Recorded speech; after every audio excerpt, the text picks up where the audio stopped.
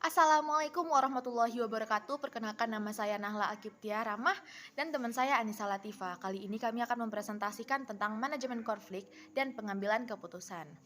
Definisi konflik. Pada era sekarang, pembahasan tentang manajemen konflik menjadi sangat serius untuk dibicarakan. Para pakar konflik mencoba untuk mempelajari secara serius dan mendalam apa penyebab suatu konflik.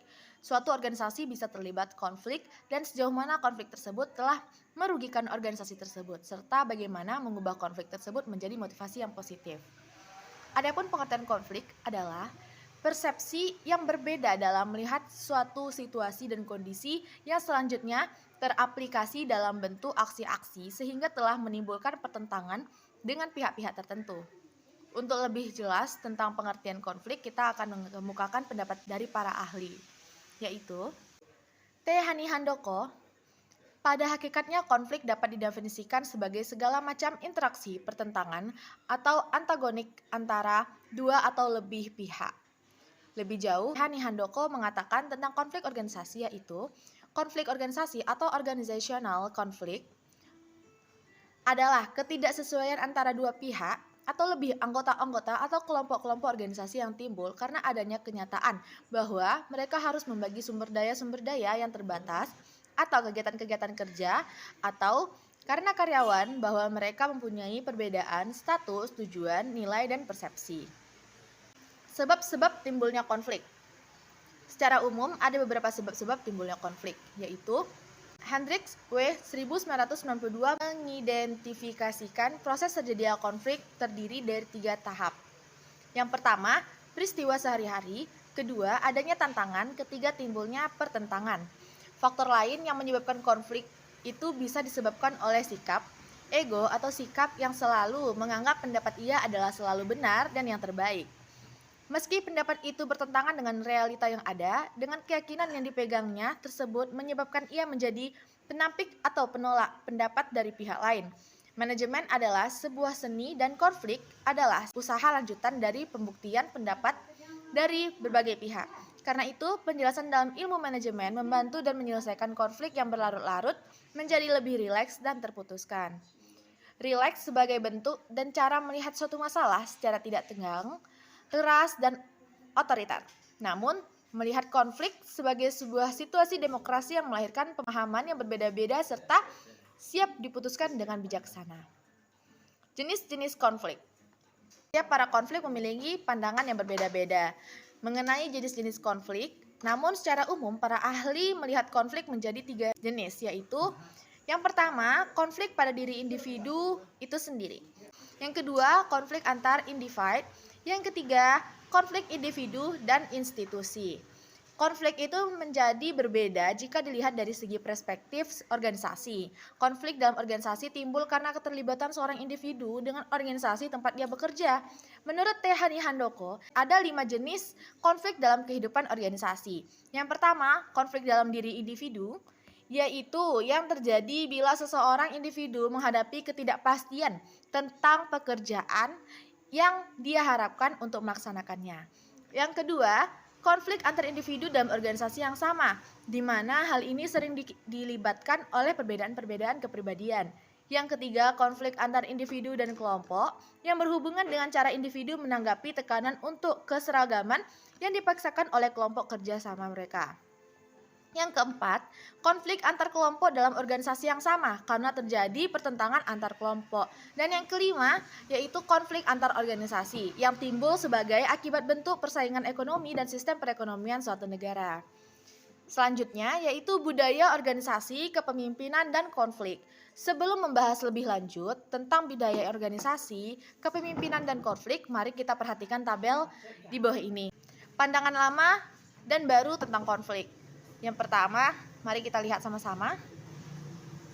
Pandangan lama, konflik dapat dihindarkan. Konflik disebabkan oleh kesalahan manajemen dalam perancangan dan pengelolaan organisasi atau oleh pengacau.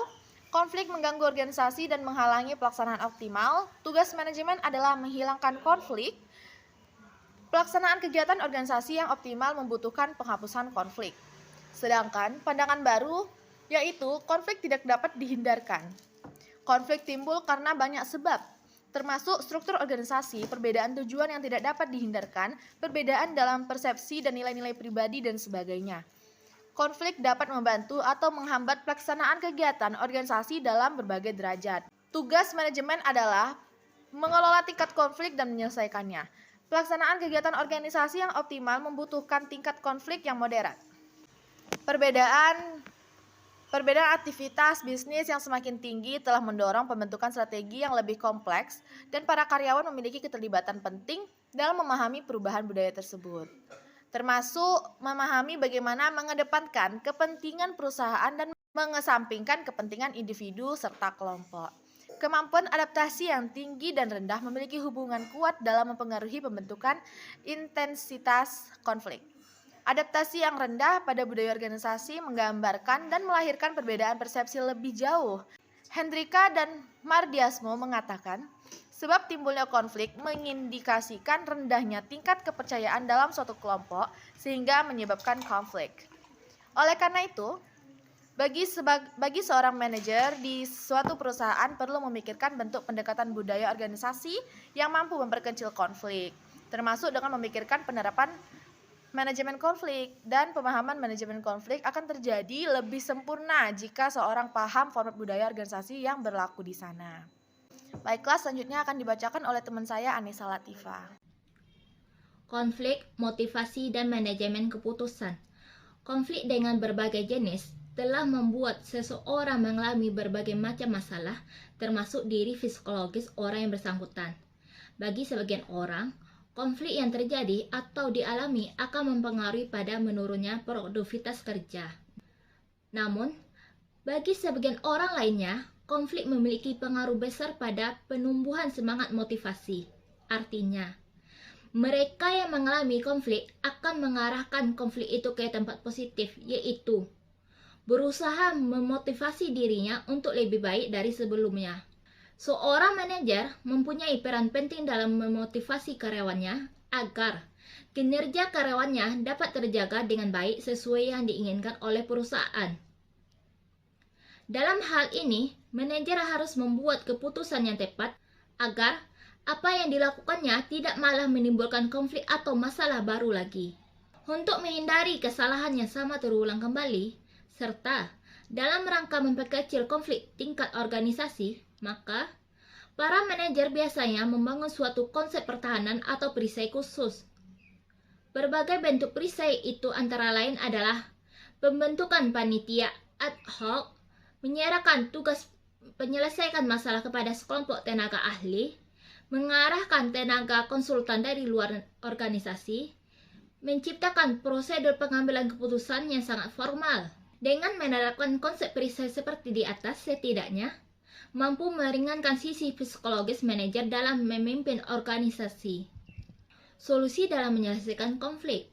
Ada beberapa solusi yang kiranya dapat dilaksanakan dalam usaha-usaha menyelesaikan konflik, yaitu melakukan dan menerapkan konsep kerja yang berkolaborasi dan menjauhi sikap kerja yang bersaing secara negatif.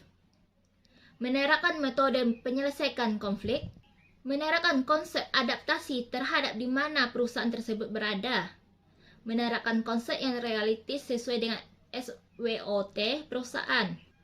Secara lebih dalam, ada baiknya kita melihat konsep pemecahan konflik yang dikemukakan oleh Stefan di bawah ini. Teknik manajemen konflik. Yang pertama, pemecahan masalah. Tujuan atasan, perluasan sumber daya, penghindaran peralatan, kompromi, komando otoritif, mengubah variabel manusia, mengubah variabel struktur, komunikasi, memasukkan orang lain, menstruktur ulang organisasi, dan mengangkat pembela kejahatan. Studi kasus dari PT Indofood. Seperti masalah yang saat ini sedang dihadapi oleh PT Indofood, mie instan, terdapat beberapa konflik antara serikat buruh dengan para manajer perusahaan. Para buruh menjalankan aksi mogok kerja dan demonstrasi untuk menuntut para manajer perusahaan untuk meningkatkan gaji karyawan. Dan kabar tentang aksi mogok kerja dan demonstrasi karyawan akhirnya sampai kepada general manajer PT Indofood. Penyelesaiannya, teknik pemecahan konflik. Yang pertama, pemecahan masalah. General Manager segera melakukan briefing dengan para manajer untuk membahas tentang konflik yang sedang terjadi di dalam perusahaannya. Tujuan atasan dari hasil briefing tersebut menghasilkan keputusan untuk memanggil perwakilan dari buruh untuk melakukan negosiasi dengan para manajer. Perluasan sumber daya, permasalahan yang dipengaruhi oleh tingkat upah yang sangat minimum setiap bulannya. Penghindaran. General Manager melakukan negosiasi dengan dua perwakilan buruh. Kesimpulan. Manajemen konflik merupakan serangkaian aksi dan reaksi antara pelaku maupun pihak luar dalam suatu konflik. Manajemen konflik termasuk pada suatu pendekatan yang berorientasi pada proses yang mengarah pada bentuk komunikasi termasuk tingkah laku dari pelaku maupun pihak luar dan bagaimana mereka mempengaruhi kepentingan dan interaksi. Pengambilan keputusan dapat dianggap sebagai suatu hasil atau keluaran dari proses mental yang membawa para pemilihan suatu jalur tindakan di antara berbagai alternatif yang tersedia. Setiap proses pengambilan keputusan selalu menghasilkan satu pilihan final.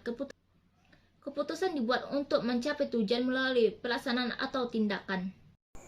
Sekian yang dapat kami sampaikan. Mohon maaf jika ada kesalahan. Terima kasih. Assalamualaikum warahmatullahi wabarakatuh.